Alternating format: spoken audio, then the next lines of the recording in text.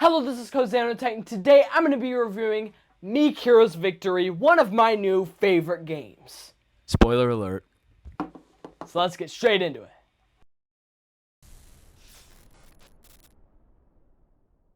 To set up Meek Heroes Victory, you'll first divide up the different resources. We have Onyx, Sapphires, Emeralds, and Jasper. Then you will shuffle the automatic loss deck, which these will be used for battle. Then you'll shuffle the Henchman deck, the Agent deck, and the Principalities deck, and you'll put the Victory bonus card next to those with the dice on top of it. These are the bosses that you'll be fighting through the game. Then you will shuffle the Ally deck and put 4 face up in the play area. Most of these cards I purchased during battle. There are a few cards that happen on other players' turns. Then you will shuffle the upgrade deck, and you will put 2 rows of 4 face up in the play area. And that is the main play area setup. Then you will randomly deal out 1 of the 4 player boards. Then you'll give them their matching cards to form their deck. You will give them a mech of their color, 5 batteries to charge their mech, and a player pawn. And I forgot to mention, each person gets a player aid card that gives the iconography and the turn sequence and the battle sequence. And that completes setup. On your turn, you'll be picking one of the 5 actions on your player board. We have Emeralds, the Emeralds action, the Jasper action, the Onyx action, the Sapphire action, and Battle a Boss action. On your turn, in Meek Heroes, you will be choosing between one of the 5 actions on your player board. We have the Emerald action, we have the Jasper action, we have the Onyx action, the Sapphire action, and Battle a Boss action. So, on your first turn, you can choose any one of these 5 actions and do that action. After your first turn, you only have 4 actions to choose from because you can never do the same action twice, so you would have to move your pawn to another city space on the board. Now, let's talk about these actions. So, the Emerald action, pretty self-explanatory. For the top part, you just take 3 emeralds. And then the bottom part, you can either take one of any resource, so you could just grab any resource, or you can trash a non-auto loss card. Now, I had talked about the auto loss cards in the setup, and these are cards that automatically lose the battle if you draw these cards. So you can you can't trash these cards, but you can trash any other card. So that is the Emerald action. Then we'll move on to the Onyx action, which once again, pretty self-explanatory. You could get 2 Onyx. Then this little symbol here says that you can buy an upgrade card. So for instance, it tells you what resources you need to buy these cards. So this one, I actually have 2 Onyx, so I could pay those, and I could buy this card, and I would put the mana right on top of my deck, and then I would draw another card out here. So, and then after I upgrade my card, I may trade in 2 resources for any 1 resource. I could trade in 2 green for maybe a blue. Then the next action would be the Jasper action, and this also lets you purchase an upgrade card, and it also lets you trade into of the same resources for any 1. Then the Sapphire action is a little different. You can upgrade a card, buy an upgrade card if you want. You also can purchase a battery for your mech, and we haven't talked about the mech, but the mech helps you in battle. And to start, it doesn't help you at all, and you're going to be charging up this mech So you would pay the resources in the circles. So if, for instance, I had 2 Jasper and 3 Onyx, then I could pay those, right? I would pay those to the bank, and then I would take a battery and I put it on there, and then for the rest of the game, this would give me 2 strength points in battle. And for each battery I get, it would add 2, and eventually, once I have done all the batteries, I would flip the mech over, and it gives me 10 strength points, but it also could negate one of these auto loss cards once per battle. So that would be how the mech works. And then the other action you can do for the Sapphire is you can pay 2 of each resource, so each of the 4 resources, to change one of these ally cards. So maybe you don't like this card here because it's take that, and you don't like take that. You could actually change that out for something better, and add that to the 4 cards instead of this one.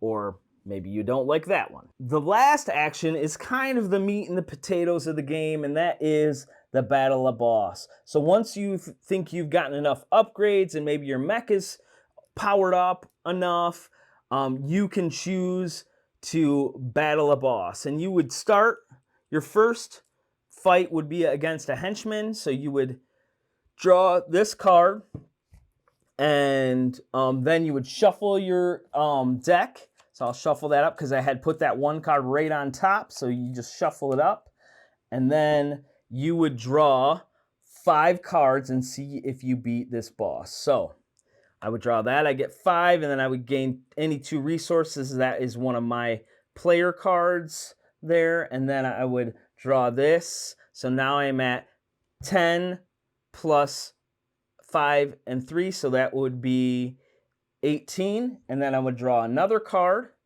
and now I'm at 21. And I can draw up to 5 cards unless I have cards that maybe let me draw more cards. So let's draw another one. This is the card that I got, which it lets me draw an additional card. So now I can draw 6 cards. Technically, at this point, I believe I might have already, no, I didn't yet. So I have to draw one more. So we'll draw this one, and then I beat the mech. So once you beat the mech, you just take this card and put it aside. You have to actually beat 3 henchmen, 2 agents, and 2 principalities to win the game. And when you beat a boss, you get to roll this victory bonus, and then whatever number you have, you get that bonus. So for instance, this one says I gain any 3 resources. So now what if, let's just switch this up and say I drew, oh, that was the next card, this instead.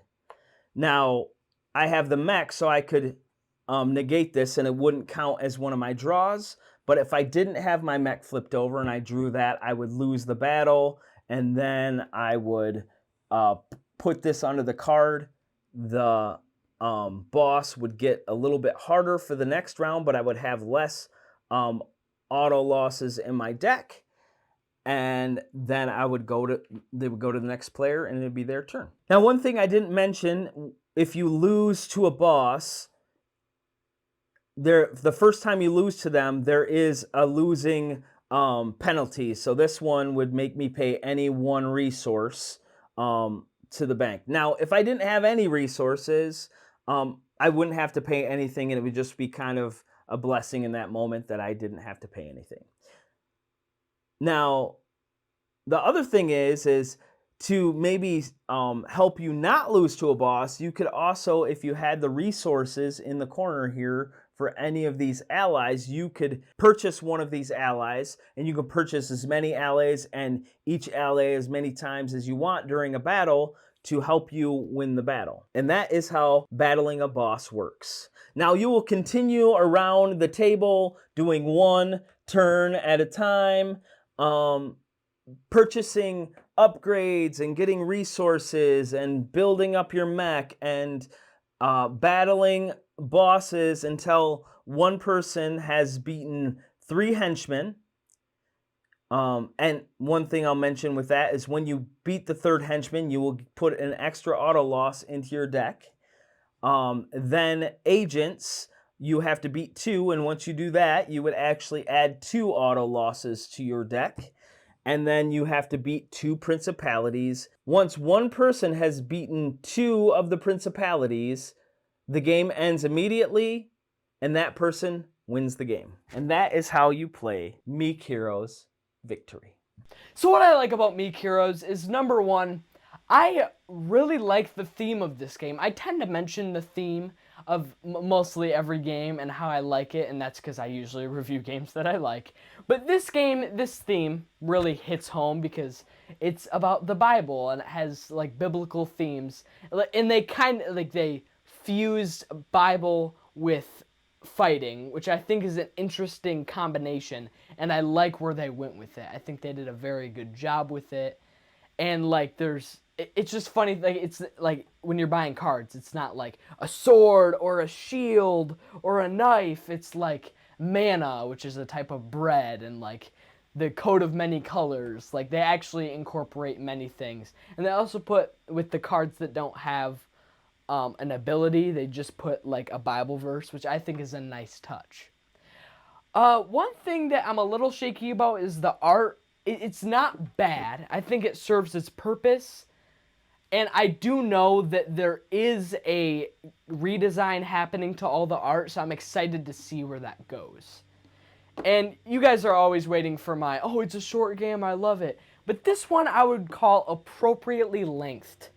It's not too long or not too short. And nowadays, as some of you guys might have been noticing, I've been kind of not liking shorter games as much. Like when they're too short, I don't like them, but when they're too long, it's like, right? Like I either don't get enough of the game or I get too much of it. You get what I'm saying? Another thing I like is the fighting style in this game is awesome. You draw out 5 cards from your deck that you build, and you become stronger throughout the game. And I know they didn't straight take it from Minecraft Builders and Biomes, but I liked the fighting style in that game. I thought it was pretty fun. And they took that fighting style and kind of made it into a whole game. And I think they did a great job, and I'm very impressed about how they did that. Another thing I like is the gems. I think it's cool how they serve many purposes throughout the game, like how you use them to buy cards, of course, like that's mostly what you use them for. You also use them to purchase allies while you're fighting your boss, so you can get a little bit of an advantage on them if you're kind of down losing. And also you can use it to charge your mech, which is another thing that I like about this game. It gives a little spice to the game that you really need to make this game feel really complete. I just feel like it gives that extra kick that it might need. But one thing about the mech, and kind of, the whole game, like, you finish your mech you can finish your mech pretty fast when you get into the game. And then it kind of just stops. Like, it kind of goes by the rules and you don't really upgrade your mech anymore, and it's just finished pretty much like a few turns into the game. And I think it would be cool if they had an upgraded version. And maybe that's coming in the next expansion. And another thing is this game can be a bit too easy. And you're like, Oliver, that seems awesome. But it really always isn't. I feel like when I'm fighting a boss, I feel like sometimes it's like, oh, we're just going back and forth defeating bosses. Like sometimes I struggle, but, it can be pretty easy for me and my opponent when we're playing.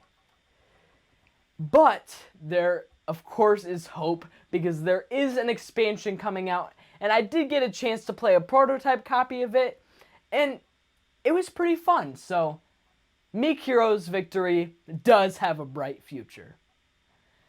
And you might be asking, Oliver, do you like or dislike Meek Heroes Victory? And as from the title, I really like this game. Like, it's bordering Cosmoctopus territory here. Like, I just really like how the game plays. It's a super smooth game. Like, I just like how everything works, how the gears are turning. It just feels like an awesome game to play. And those are my thoughts on Meek Heroes Victory. Outro. If you liked this review, please smash the subscribe button, smash the like button, smash the notification bell. If you want to see more long-form videos like this, short-form videos, or even live streams. Another thing you should check out is my link tree. I have links to my YouTube, of course, my Facebook and Instagram, where you can see a lot of photos that you wouldn't see on this channel. And also check out my merch store, where you can get some comfy t-shirts for this summer. And also my Dice Tower playlist, where you can see all of my appearances on the Dice Tower. And thank you guys. Have a great day. Thank you for watching.